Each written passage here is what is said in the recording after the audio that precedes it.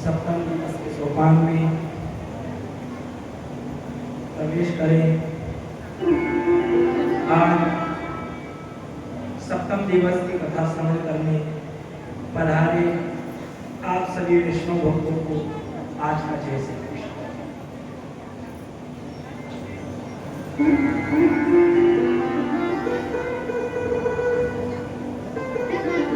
कहा जाता है सुखदेव जी महाराज ने एक दिन, दो दिन, तीन दिन, चार दिन, धीरे धीरे करते करते सुखदेव जी महाराज ने जो राजा परीक्षित की आयु शरीर छोड़ने की थी, जो चीज राजा परीक्षित ने जवानी में नहीं देखी थी, जो चीज का पता राजा परीक्षित को नहीं था, आज सुखदेव जी महाराज ने 7 दिन में वो चीज उन्हें प्रदान कर दी। कहा जाता है कथा मंत्र से शुरू होती है, कथा मंत्र से शुरू होती है, ये मंत्र से शुरू होती है, ना कि तंत्र से। मंत्र थे सर्वप्रथम पंडित जी बैठेगा, सर्वप्रथम पूजन कराकर सर्वप्रथम मंत्र बोलते हैं, गणपति वंदना करते हैं, सर्वप्रथम गणेश स्तोत्र करते हैं, प्रणम्य शिरसाय नमस्ते नमस्ते तमेव प्रत्यक्षं तत्त्वमसि तमेव।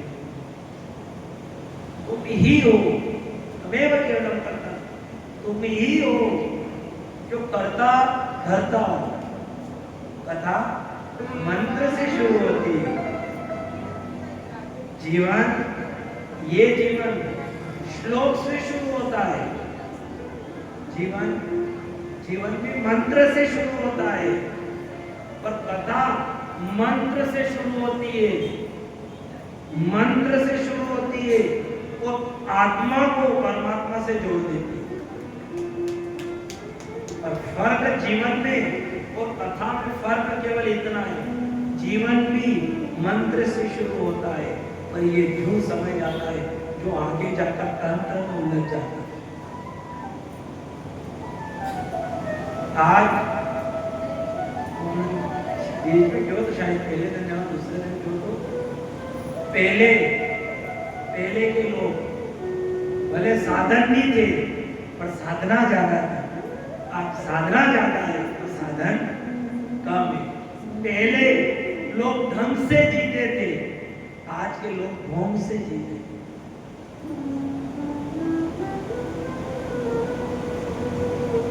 सब हर एक जो ज्ञान अपनी संसार में प्राप्त नहीं कर सकते, अरे जो चीज अपन प्राप्त करने की इच्छा जागृत करते हैं, जिस चीज को अपने प्राप्त करने की इच्छा मन के अंदर जागृत होती है, वो परमात्मा ने बनाकर बिगाड़ दी पहले।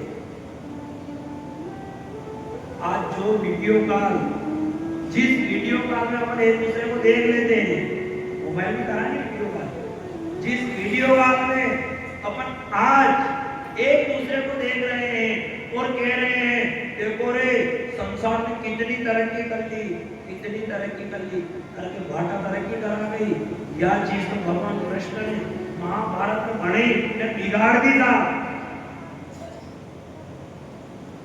याद है दृष्टराज को बोलो कहाँ बैठे बैठे गीता जी सुनाई, कहाँ यहाँ वीडियो चलेगा, पूरे कुरुक्षेत्र का नजारा, संजय तो यहाँ बैठे बैठे बोलो हुआ कि नहीं हुआ? आपकी गीता की हवा लग आपकी अतिरिक्त तरक्की कर दिया। अरे क्या तरक्की करे अपन, पहले भी विमान उड़ते थे, आज पैसे वालों पे हवा गाड़ी, जिसके पास पैसे होते हैं वो हवा में उड़ सकता है, न पैसा वाला दूसरों पैर के हवा में उड़े, न दूसरों घर बैठे बैठे हवा में उड़े।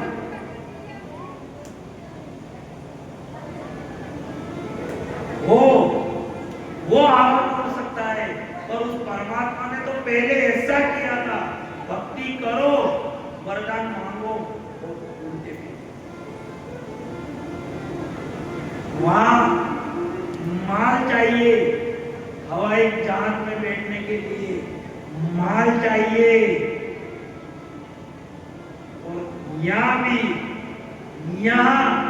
जुड़ने के लिए माल नहीं चाहिए, यहाँ जुड़ने के लिए माला चाहिए।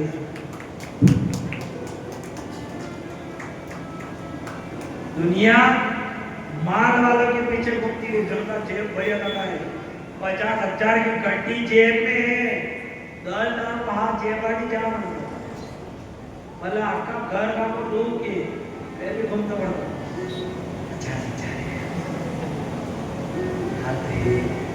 कई मैदान में ये माल है, दुनिया आपके पीछे, माला है, दुनिया बनाने वाला आपके पीछे।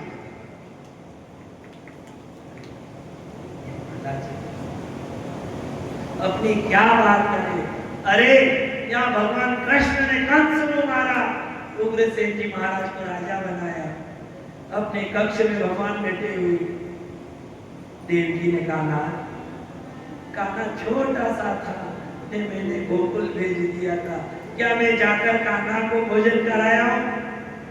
वसुदेव जी ने कहा जाओ भोजन करा।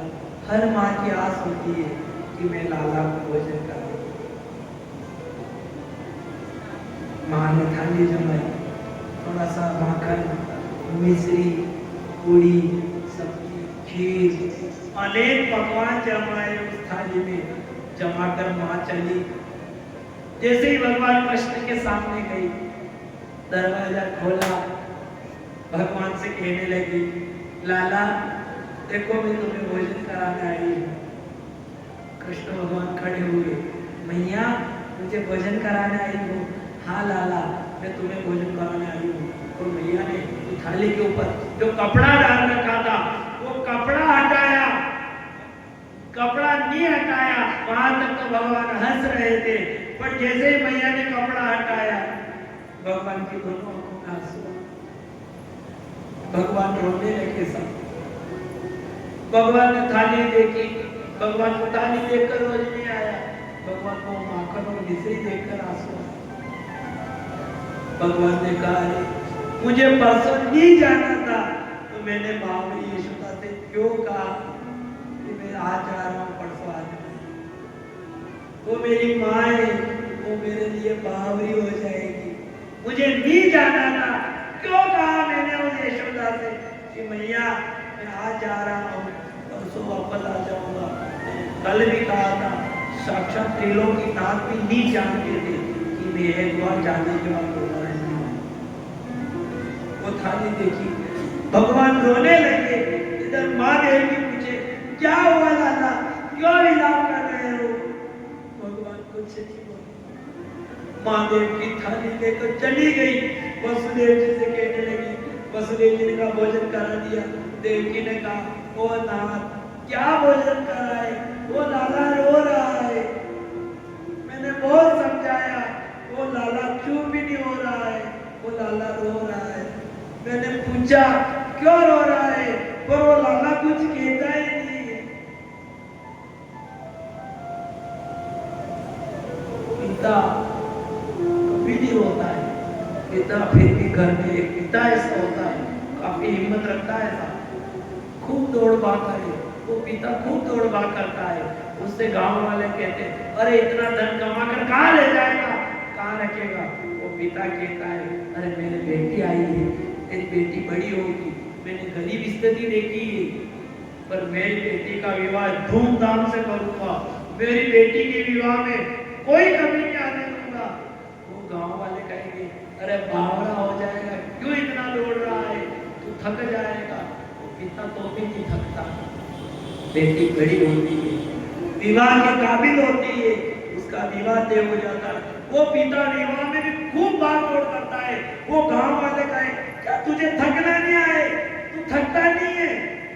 वो पिता कहता है, मैं थकता तो हूँ, मैं दिन भर मैं भाग दौड़ करते करते थक जाता हूँ, और जब घर आता हूँ मेरी बेटी को तैयार हुआ देखता हूँ, मेरी बेटी तैयार हो रही है, सज रही है, और मेरी सारी थकान चली जाती है।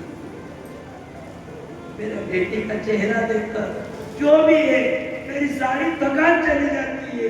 पर पिता कभी नहीं थकता है। पर जब बेटी के विदाई का समय आता है, जो पिता भाग दौड़ कर रहा है, जो पिता खूब दौड़ता है, वो पिता विदाई के समय घर का एक कोना ढूंढ लेता है और वहां जाकर बैठ जाता है। वो बेटी कहती है, मैं नहीं जाऊंगी, मैं जहां तक मेरे पिता का हाथ मेरे सर पे नहीं आएगा मैं घर छोड़कर नहीं जाऊंगा। वो कहते हैं, तू चला जा, उस पिता से कहे मिल लो। वो पिता के, आज मैं पूरा थक गया, अरे आज तो मेरे अंदर इतना सामर्थ्य भी नहीं है कि मैं खड़ा होकर चल सकूं।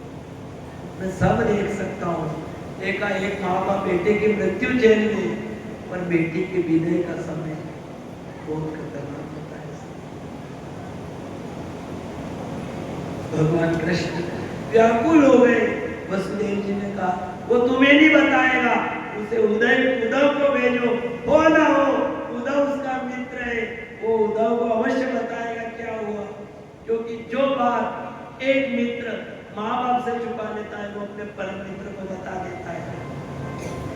उन्होंने उद्धव को भेजा। भगवान कृष्ण दौड़े, उद्धव को हृदय से लगा लिया। उद्धव ने कहा, क्यों रो रहा है कान्हा, क्या हो गया तेरे, तू इतना व्याकुल क्यों हो रहा है? भगवान कहने लगे, उद्धव मुझे मेरी मैया की बहुत याद आ गई, मुझे नहीं जाना था, मुझे पता था, मुझे क्या पता कि मैं परसों की कह रहा हूँ, परसों तक नहीं जाऊंगा, मुझे नहीं जाना था, तो मैंने क्यों कहा कि मैं परसों आ जाऊंगा। उद्धव तुम मेरे मित्र हो, मेरा संदेशा लेकर गोकुल जाओगे, एक बार मेरा संदेशा वृंदावन पहुंचा दो।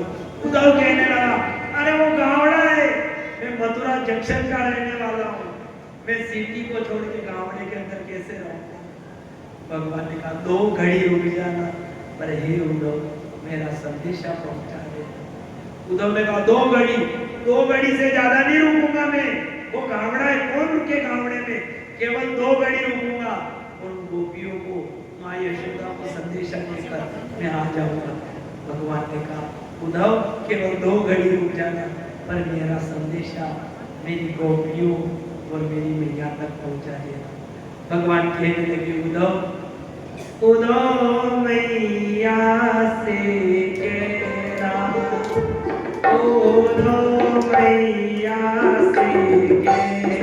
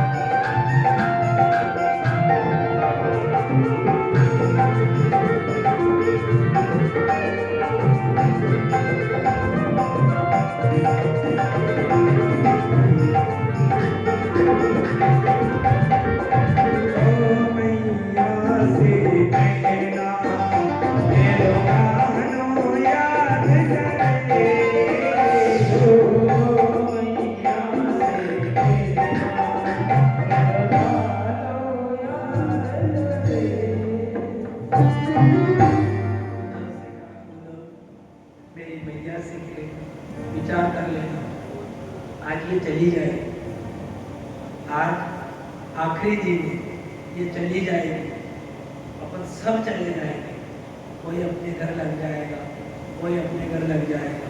पर जो कार्यकर्ता इसमें दौड़ भाग कर रहे थे, जो कार्यकर्ता वो और एक ये दोनों आज भी कल भी इनको काम काम में ठिकाना नहीं पड़ेगा। और 2 बजे बाद कल दोपहर बाद इनकी हालत देख, ये दोनों ऐसे घूमेंगे घर में कि दोनों पागल हो गए, इनको सूझ भी नहीं उड़ेगी। रोज सुबह उठे एक दिन सरपंच साहब जैसे उठो न कहीं भी हलचल भी न उठ जा, आपके पानी में टब लावा, सरफ लावा, जो लावा वो लावानो, मोटर चलानी, पानी का आपके पूजा पाठ के लिए बर्तन करना। उठे 11 बजा 10 बजता पूजन को टेकने वाले का काम करता करता पूजन में बैठे, थोड़ी सी देर घूमे फिरेगा, फिर दिन भर कथा बैठ जाएगा। काले देव जो भगवान जब यहाँ से चल जाए आपको घर सुनो जा रहा है तो अच्छा लगेगा। जब 7 दिन में अपनी ये हालत हो जाती है कि भगवान के जाने का समय आता है, अपना मन उदास होने लग जाता है।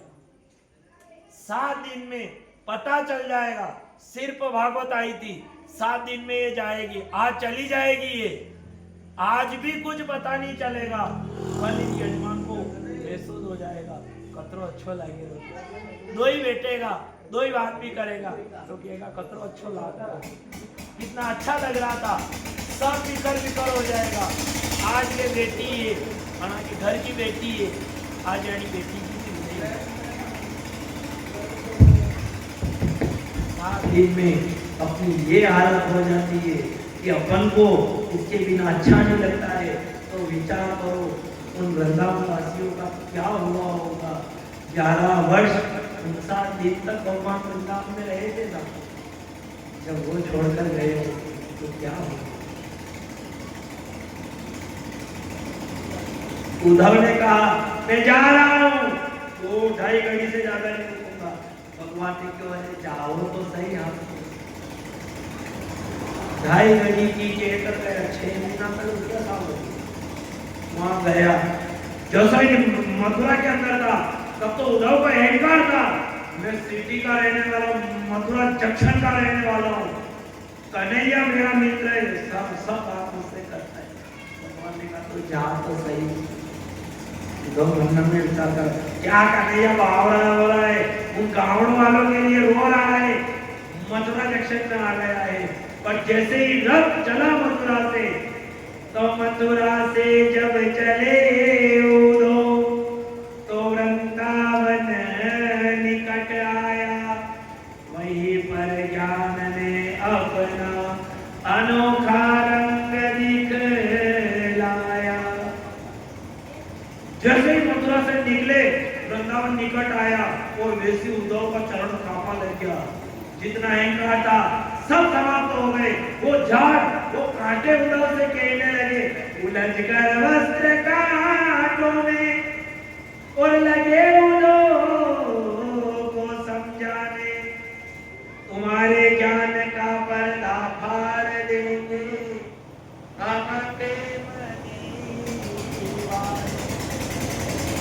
उन्होंने कहा अरे अरे ओ उद्धव, तू कहाँ जा रहा है, तू वृंदावन वासियों को ज्ञान देने जा रहा है, तेरे ज्ञान का पर्दा है, इस ज्ञान के पर्दे को तो हम काटे ही फाड़ देंगे। जैसे ही उद्धव की छत्र नजर आई और जिस रथ में वो उद्धव आया था, उसी रथ में भगवान कृष्ण बैठ कर गए। इधर मधुमंगल ने देखा वो खाना आ रहा है, वो देख लेना सब द्वारपाल में जितने भी गरीब था उनने मधुमंगल मुंह फेर कर खड़ा हो गया, कहने लगा मैं उस भगवान से बात नहीं करूंगा, उस कान्हा से आज बिल्कुल बात नहीं करूंगा, वो मुझे बताएगा मैं तो भी नहीं मारूंगा। मुंह फेर कर खड़ा हो गया। क्यों हुआ? क्योंकि सबसे ज्यादा प्रेम भगवान मधुमंगल से करते। वो गरीब था पर भगवान का प्रिय था।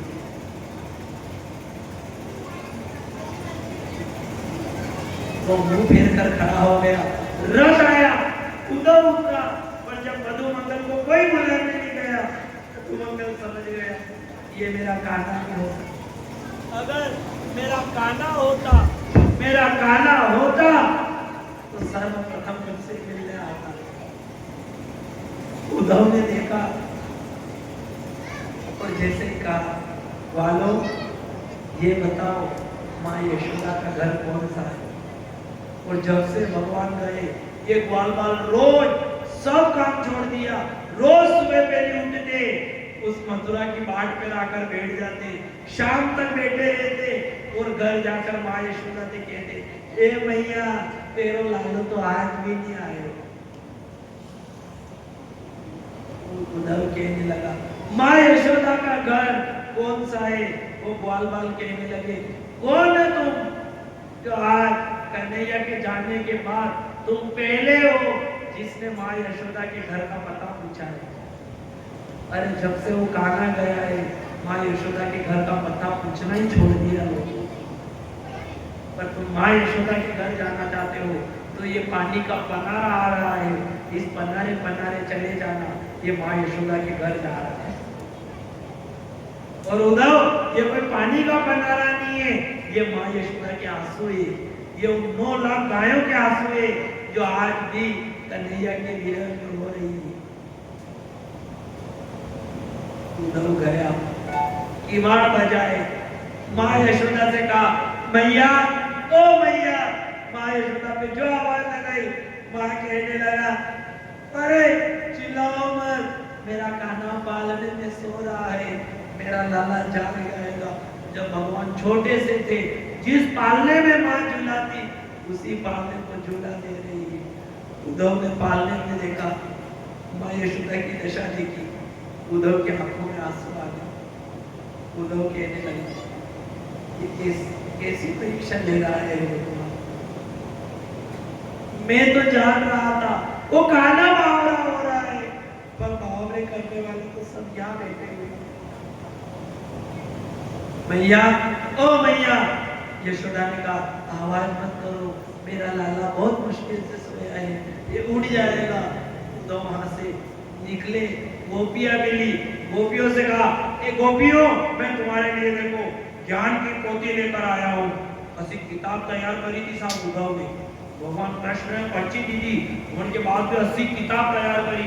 बड़ा ने उद्धव ने कहा तो ये काफड़ा में रहने वाला है, मैं ज्ञानी हूँ, उनको ज्ञान दूंगा। वो ज्ञान की पोथी लेकर आया है। गोपियों ने कहा, गोपियों से कहने लगा गोपियों देखो मैं तुम्हें ज्ञान देने आया हूँ, मैं ज्ञान की पोथी लेकर आया हूँ, भगवान कृष्ण का संदेशा लेकर आया हूँ। गोपियों ने ये सुना, गोपियां दौड़ती हुई गई, तो भगवान कृष्ण का पत्र था, उसके टुकड़े टुकड़े कर दिए। हर एक गोपी एक एक टुकड़ा लेकर एक एक कोने में जाकर बैठ गई। उस टुकड़े को देख देख कर गोपियां रोने लगी।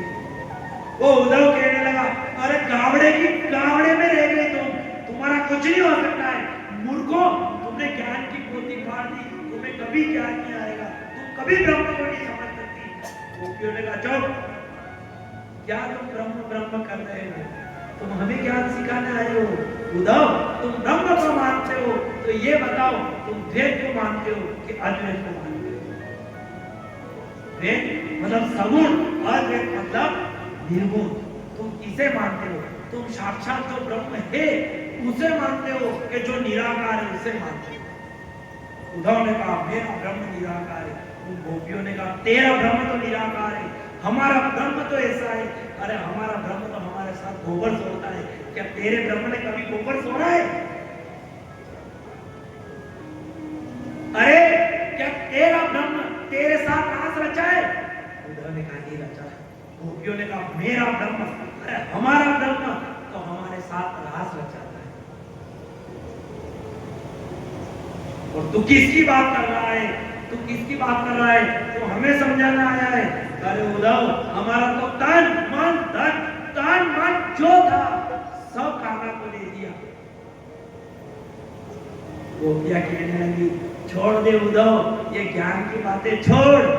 उद्धव जी भजन करो भगवान। गोपियां कहने लगी अरे ओ उद्धव, श्याम तन श्याम मन श्याम हमारो दर, उद्धव हमें आटो याम श्याम ही से काम, श्याम ही श्याम ही श्याम ही लगाए, मातो की तो लाकड़ी लगाए यहाँ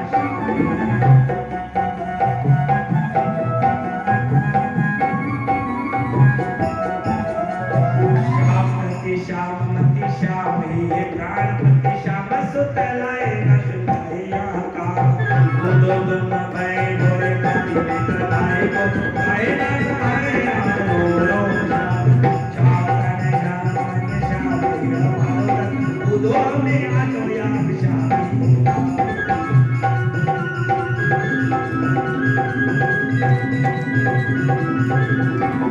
उदो भय गोरे पति मित्र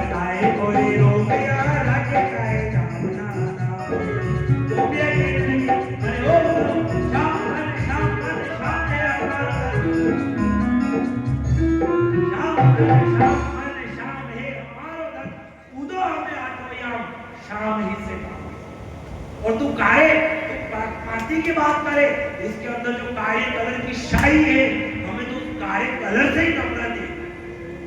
वो कन्हैया भी काला था, वो कन्हैया काला था और हमें तब से पता चल गया है काली चीज अपशकुन का प्रतीक होती है। वो कन्हैया भी काला था, वो अपशकुन था, वो चला गया, वो गया, तब से हमने सारी काली चीजें अपनाना ही छोड़ दी। काली मटकी थी, दही की मटकी थी काली, हमने वो मटकी फोड़ दी।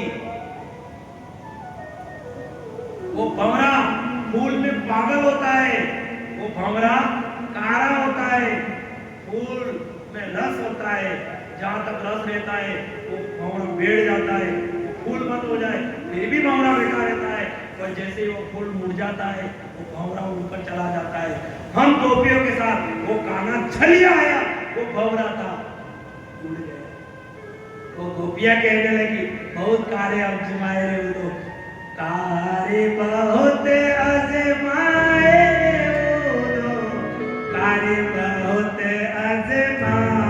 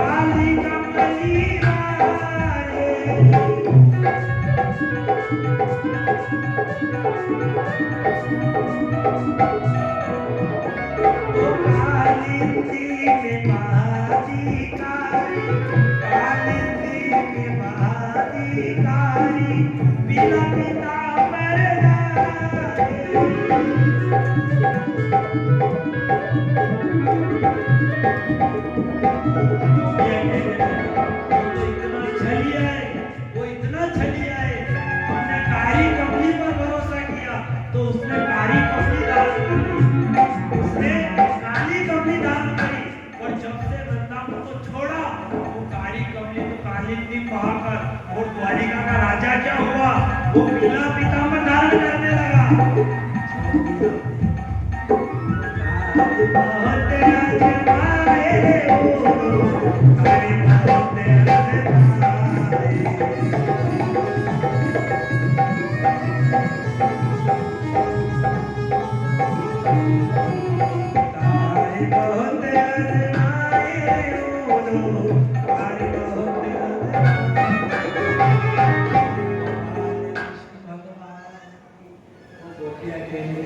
अरे वो गया तो गया, हमें उसकी चिंता नहीं है, और वो गया तो गया, अरे हमारी नींद तो लौटा जाता।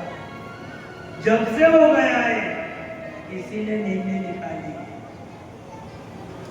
हमें उसकी भी आवश्यकता नहीं है कि वो आ जाए, पर हमारी नींद लेकर गया है। उद्धव तुम सिर्फ इतना कह देना कि उनकी नींद लौटा। भाई जो 2 महीने की कहकर गया था, 12 महीने में वापस गया था। और जब उद्धव गया, मथुरा गया, भगवान कृष्ण ने कहा मेरा संदेशा लेकर आ गए। उद्धव ने कहा हाँ लेकर आ गए। भगवान कहने लगे मांग उद्धव, तो क्या मांगता है, तू कहे तो इंद्र सिंहासन दे दूं, तू कहे तो बैकुंठ का राजा बना दूं, तू कहे तो सारी पृथ्वी तेरे को प्रदान कर दूं। उद्धव ने कहा कान्हा मुझे कुछ नहीं चाहिए, पर तू देना चाहता है तो मुझे इतना सा वरदान दे दे कि मुझे वृंदावन के पांडे बना दे। तो देखना जहां भी भगवान की कथा होती है, ये आम के पत्ते, ये केर के पत्ते क्यों लगाए जाते, क्योंकि ये उद्धव है। जहां उद्धव होता है वहां एक ना एक दिन माधव अवश्य।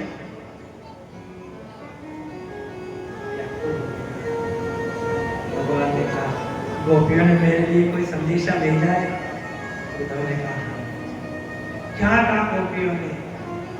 उद्धव कहने लगा ये कहना तू आया तो आया, मैं हाथ जोड़ता हूँ उन गोपियों की नींद में लौटा दे। तू जब से आया है सब बावरी हो रही है, कोई गोपी नहीं सोई। भगवान ने कहा उद्धव जा, आज गोपियों को भरपूर नींद आएगी, जैसी गोपियों की चाहना है वैसी नींद आएगी। जैसे दूसरा दिन हुआ, एक सखी उठी, गोपी से कहने लगी ए गोपी आज तुझे पता है आज मेरे साथ क्या हुआ। वो कहने लगी तेरे साथ तो हुआ जो हुआ, तू तो मेरी सुन, आज तो मुझे नींद आई। इतने वर्षों के बाद, इतने महीने के बाद आज मुझे नींद आई। इधर एक गोपी केवल लगी हमें तो नींद नहीं, पर मैंने तो नींद भी आई, मैं कानों भी अपना में आयो। तभी तो गोपियां कहने लगी, जो नाचने लगी वो सपना में आयो आज, सेठ मारो सांवरियो, सपना में आयो आज, सेठ मारो सांवरियो,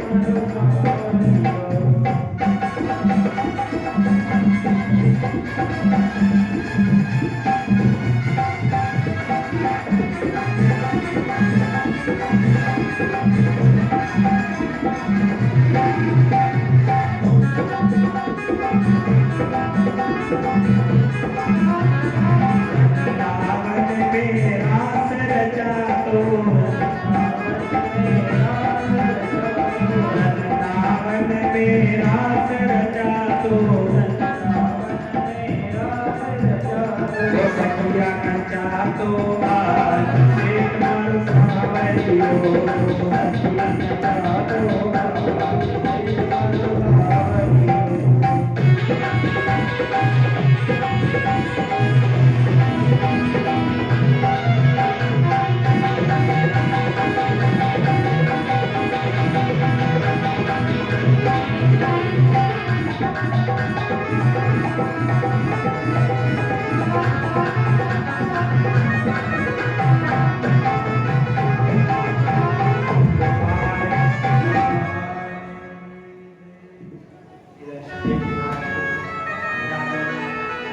भगवान को मणि का हरण करके लाते हैं उनके घर प्रद्युम्न महाराज का जन्म।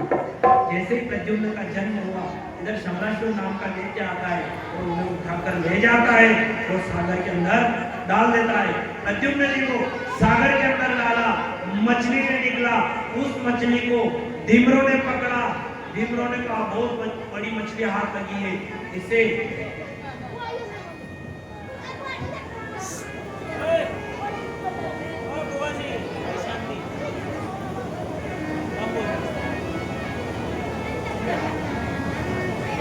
देखो एक मात्र 1.5 घंटा ही लगा होगा, ज्यादा टाइम नहीं है। वैसे आप हल्लो गुल्लो करोगा तो बोले 1.5 घंटा आधो घंटा और काम करने 1 घंटा की होता है।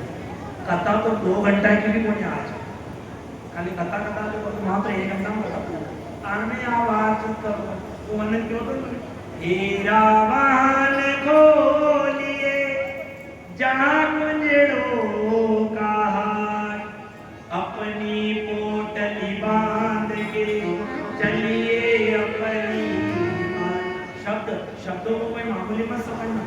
एक शब्द जोड़ने में, एक शब्द को जोड़ने में और व्यासपीठ से कहने में यहाँ का पसीना पैरों में आ जाता है। ऐसा शब्द ऐसे ही नहीं जुड़ता है। आप शब्दों की कदर नहीं जानो, पर शब्द गुरु का शब्द एक ऐसा है ताज की कोई शराब नहीं छोड़े, और गुरु का शब्द ऐसा है जो अक्षोत्तर की शराब सुधारे। हमारे परम पूज्य गुरुदेव नागर जी, उन्होंने कितनों के बिगड़ते घर बना दिए, कितनों ने धर्म बदला था, उनका धर्म पलटा दिया साहब उन्होंने। इसमें ये शब्दों में ताकत है। आप कोई मामूली भले बातें करो, सब करो, हमारे क्या कथा करनी है। एक बात करते हो, आप एक बात करते हो, हमारे काम तक पूरी कथा की कड़ी पूछ जाए। 2 घंटा ही कथा उनमें भी कुल्लर चाहिए। अरे आपकी भक्ति अशी भक्ति थी तो मन्ना भक्ति हो आपकी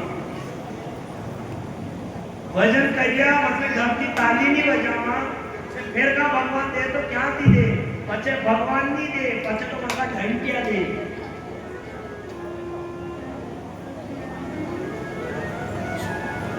गोपाल कृष्ण भगवान जब मछली को धीमरों ने शमरासुर को दी कि महाराज प्रसन्न हो जाएंगे, रसोइये को दी, उन रसोइयों ने मायावती से कहा लो इस मछली को, उसको चीरा, अंदर से बच्चा निकला, वो मायावती को दे दिया, तुम इसका पालन पोषण करना। मायावती के धीरे धीरे उसको पालन पोषण करके उसे बड़ा करने लगी। जैसे प्रद्युम्न जी महाराज बड़े हुए, नारद जी महाराज थे, नारद जी महाराज ने कहा हे मायावती ये तुम्हारा बेटा प्रद्युम्न नहीं है, ये तुम्हारा पति कामदेव है जो भोलेनाथ के नेतृत्व से भस्म हो गया था। हे रति इसे बड़ा करो, इसके साथ विवाह करो और अपना खोया हुआ पति प्राप्त करो। ये भगवान कृष्ण का पुत्र है। इधर धीरे धीरे प्रद्युम्न महाराज बड़े होने लगे, रति का स्वभाव चेंज देगा। वह कहने लगी तुम माँ जैसा स्वभाव नहीं रखती हो, तुम पत्नी जैसा स्वभाव रखती हो, ये तुम्हें अच्छा स्वभाव नहीं देता है। वह कहने लगी मैं तुम्हारी माँ नहीं हूँ, मैं तुम्हारी पत्नी हूँ, तुम शमरासुर से युद्ध करो, इसका वध करो। इधर प्रद्युम्न जी महाराज जाते हैं, शमरासुर का वध करते हैं और द्वारिका लौटकर आ जाते हैं। और अच्छे हो रही है अगर अच्छी लाइक है बड़ा अच्छी करना। 2 भजन गाया, कथा भी पूरी। सब कहते हैं सुन लेना, ध्यान लगा करो मुझे, न समझ में आई जा तो ताली बजा लो, नहीं समझना तो मत बजा। दुनिया कहती है पाठ करो, पाठ करो। क्या कह रहा है गीता पाठ? ये कह रहा है गीता पाठ, तू कर ले मेरा पाठ, नहीं तो यमदूत कर देंगे तेरी खड़ी खाट। और नी किया अगर कर लिया मेरा पार, तो जीते जी लगा दूंगी अमरापुर की बात। करके तो दे, करके दे, तो जीते जी दे दे। देव महाराज के एक सतराजी नाम का राजा था, क्योंकि चौथ का चंद्रमा कहा जाता है, चौथ का चंद्रमा कभी नहीं देखना चाहिए। गणेश चतुर्थी आ गई, उसका चंद्रमा कभी नहीं देखना चाहिए। अगर उसका चंद्रमा देख लिया है तो समझ जाना या तो 12 महीने में कलंक लगेगा या 12 महीने के अंदर अंदर आपके माथे चोरी आए। भगवान कृष्ण ने वो चौथ का चंद्रमा देखा, या भगवान कृष्ण के माथे भी कलंक लगा है। अगर उस चंद्रमा ने भगवान को नहीं छोड़ा तो अपन को भी नहीं छोड़ा। इसलिए या तो बीच के चंद्र का दर्शन करो या चौथ का चंद्रमा मत देखो। अगर चौथ का चंद्रमा देखा है तो निश्चित है कि 12 महीने में या तो कलंक माते आएगा या चोरी माते आएगी। और अगर बीच के दर्शन नहीं हुए हो और वो चंद्रमा देख लो तो कहीं भी भागवत होती हो 7वें दिन की कथा वहां जाकर श्रवण करते। तो यही समंत मणि की कथा आ रही है। सतराजी नाम का राजा था, गले में मणि धारण करके आया। उग्रसेन महाराज की सभा भरी होती, सब कहने लगे ये सूर्य नारायण भगवान कृष्ण के दर्शन करने आ रहे हैं। भगवान कृष्ण ने कहा सूर्य नारायण जी, ये सतराजी तारा, ये मणि की चमक है। और उस मणि का नियम था, ये मणि 4 मण सोना रोज उगलती। सतराजी आया, भगवान कृष्ण ने कहा ये मणि उग्रसेन महाराज को दे दो। सतराजी ने हमारी तपस्या की, लड़ाने दे दूं, नहीं दूं। हो गया एक दिन सतराजी का भाई प्रसेन वो मणि कंठ में धारण करके शिकार खेलने गया। शेर ने देखा ये क्या चमक रहा है, शेर ने जो प्रसेन पे हमला किया तो शेर प्रसेन को मार देता है, मणि लेकर चला गया। इधर जामवंत जी देखा कि इतनी चमक इस शेर के पास कहां से आई, उन्होंने जो हमला किया वो शेर को मार दिया और वो मणि लेकर अपने बेटे को दे दिया। जामवंत जी का बेटा मणि लेकर खेलने लगा। इधर सतराजित ने भगवान कृष्ण पे कलंक लगाया, हो ना हो मेरी मणि भगवान कृष्ण ने ली, वो कान्हा मेरी मणि लेकर गया है। इधर भगवान कृष्ण के माथे कलंक लगा। भगवान कृष्ण द्वारिका से गए, मणि ढूंढने लगे, आगे थोड़े से गए, प्रसेन को मारा देखा, और आगे गए, एक शेर को मरा हुआ देखा, थोड़े से और आगे गए, गुफा के अंदर उस मणि की चमक थी। भगवान ने कहा मणि हो ना हो मणि यहीं पर है। भगवान गए, जामवंत जी के बेटे से कहा ये मणि मुझे दे दो। जामवंत जी का नहीं दूंगा। जो युद्ध होने लगा, 28 दिन तक युद्ध चला, आखिर में जामवंत जी हार गए। जामवंत जी कहने लगे मुझे मेरे प्रभु राम के सिवा कोई नहीं हरा सकता है, कौन हो तुम? भगवान कृष्ण ने कहा वही रामावतार वाला राम। पछताने लगे। जामवंत जी का ये मणि न मैंने युद्ध करियो, मणि तो धीरो धीरो अंड मारी नानी भी कदी जमी जाता। भगवान कृष्ण ने जो चालेगा अपने को उधर रामा अवतार में थी बात तो अब बात तो आवा दो। अच्छा जामवंत जी महाराज कौन था? रीछ। कौन था? रीछ। तो वहां की नानी कौन रहेगा? रीछ